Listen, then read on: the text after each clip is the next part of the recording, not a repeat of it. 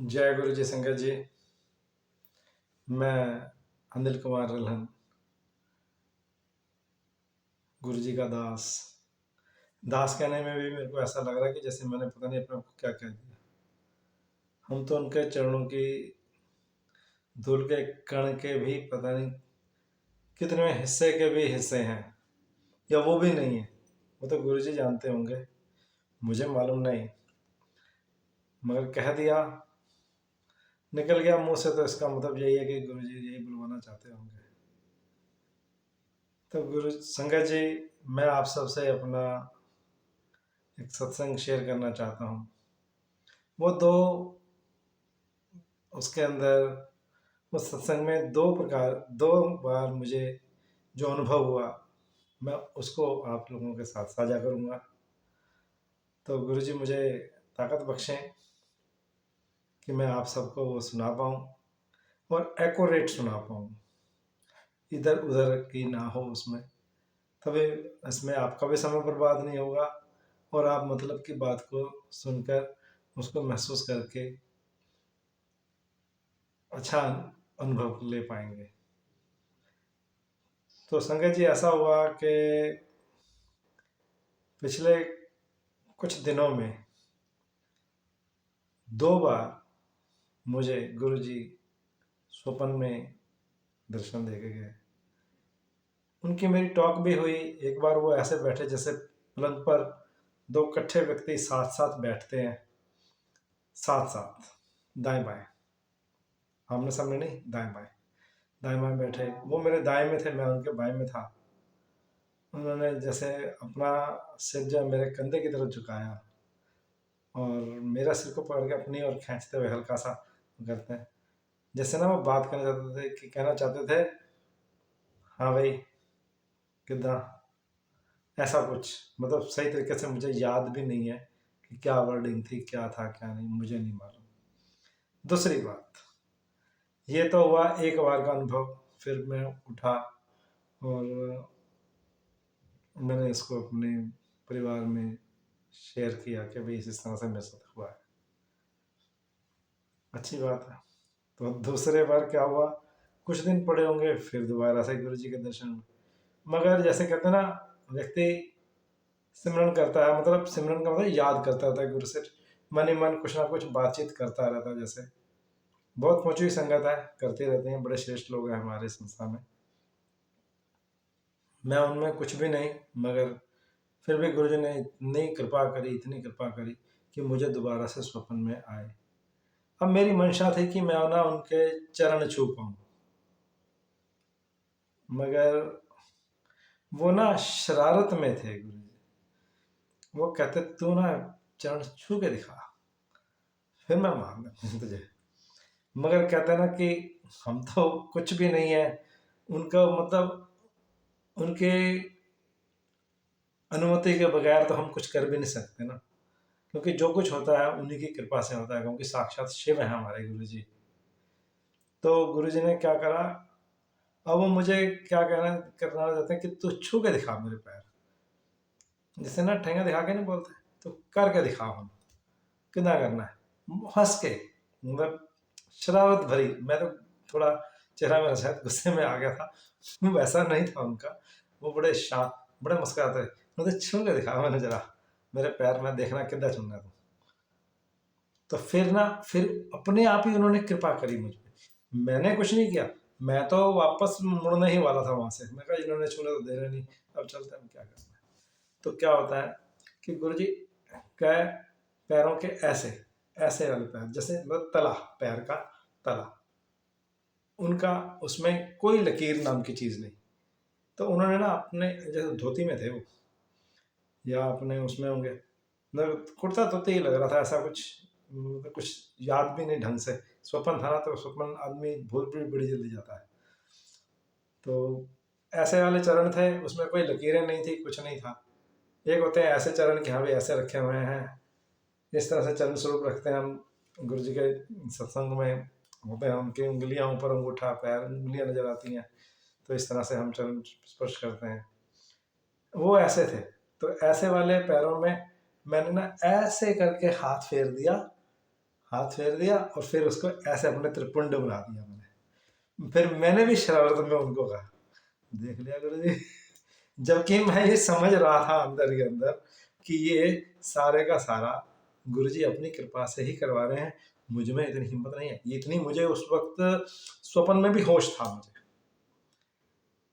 कि भाई ये ऐसे हो नहीं सकता, मैं कुछ भी नहीं हूँ, मैं कुछ कर ही नहीं सकता, अकल ही नहीं, तमीज़ ही नहीं, शायद इस लायक भी नहीं। मगर जो उनके पैर थे ना बिल्कुल फ्लैट थे, उसमें कोई लकीरें नहीं थी।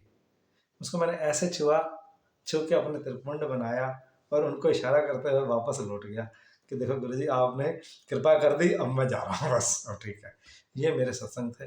और फिर थोड़ी देर बाद ही मैं शायद उसी उसी स्वप्न में देखता हूँ कि जैसे ना शायद नई दिल्ली रेलवे स्टेशन का प्लेटफॉर्म पुराने वाला, मतलब आज से 20 एक साल पुराना वाला हिसाब किताब, वो पुल है, पुल के ऊपर स्टेप डाउन, मतलब स्टेप्स बने हुए हैं, तो वो सीढ़ियाँ उतर रहे हैं गुरु जी, मैं उनके बैक से उनको देख रहा हूँ। तो कैसे बात करते करते ना आगे बढ़े ना, जैसे हम मतलब हमारी जी को बातचीत चलती आ रही थी, तो वो आगे थे, मैं पीछे था।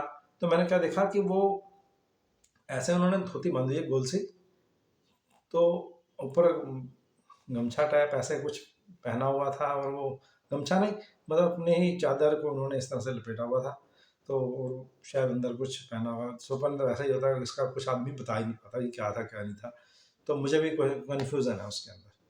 तो क्या हुआ, वो क्या कर रहे थे, मैंने देखा कि वो सिर्फ मुझे घेरा घेरा ही नजर आ रहा है, धोती के नीचे का घेरा घेरा जो चरणों के पास होता है, उसमें चरण नजर नहीं आ रहे, और वो स्टेप ऐसे नहीं रख रहे थे, ऐसे डाउन नहीं कर रहे हैं, वो ऐसे ठक ठक, मतलब दोनों पैर जैसे इकट्ठे नहीं जाते उतरते, बच्चे करते हैं ठक ठक ठक करके उतरते हैं सीढ़ियों से, उनके पेरेंट्स ने उनको पकड़ा था, वैसे ही गुरुजी ना अकेले अपने आप से ऐसे ऐसे स्टेप डाउन करते ठक ठक ऐसे करते हुए जा रहे हैं।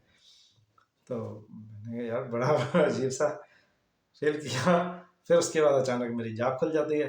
मैं कहा भाई ये तो दो स्वप्न वो इकट्ठे आए और एक पहले आया, इस तरह से 3 स्वप्न, मतलब एक ही बार में 2, वो तो स्वप्न चल ही रहा था, उनकी कृपा बरस रही थी वो मुझ पर, जबकि मैं इस काबिल था नहीं, फिर भी उन्होंने कृपा करी।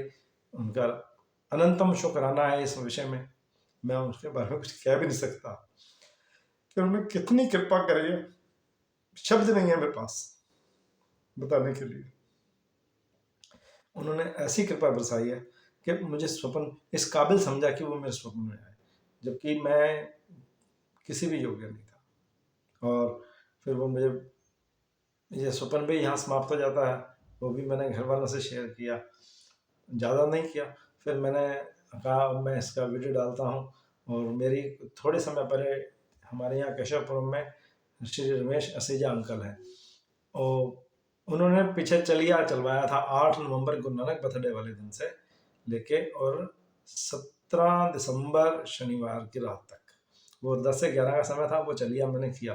कैसे किया, रोते पीटते, मतलब बिना मर्यादा के, जैसे मतलब कोई विशेष वो नहीं, और मंत्र जाप बोलता भी नहीं था मैंने। जबकि मेरी उनसे सीजा साहब से बात भी हुई थी, तो उन्होंने कहा था बेटे आपके सामने गुलाब जामुन रखा हुआ है, तो आप उसका स्वाद कैसे लोगे? मैं कहा चबा के खाएंगे तभी स्वाद आएगा उसका, ऐसे निकलने से थोड़ी होगा।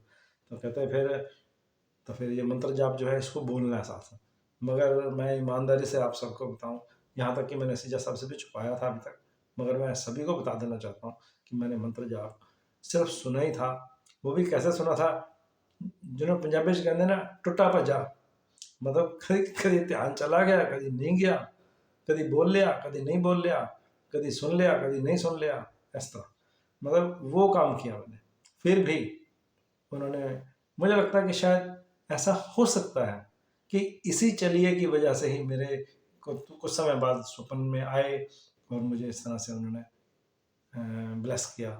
तो मेरे को ये बड़ा मन में भाव था कि मैं इसको अपने यूट्यूब चैनल पर डालूंगा या ऐसा करूँ, तो शेयर करूँ जरा, तो फिर उसमें डालूँ।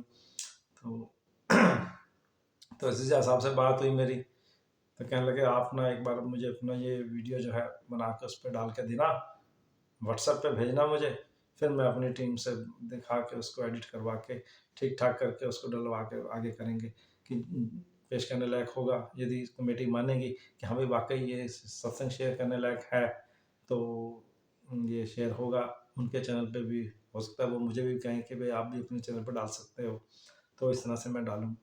तो नहीं तो कोई बात नहीं, खाली उनके पे भी चला जाए या खाली मेरे पे भी आ जाए तो भी मुझे कोई दिक्कत नहीं उसमें।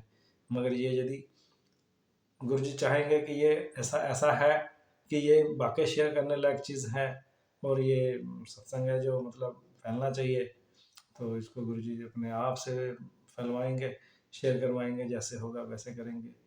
तो मेरे जो मन के भाव थे मैंने कह डाले, पता नहीं क्या बोल गया क्या नहीं बोल गया, ये तो आप लोगों को ही सुनने के बाद देखने के बाद पता लगेगा। मुझे तो अभी पता ही नहीं, मतलब बोल ही रहा हूँ।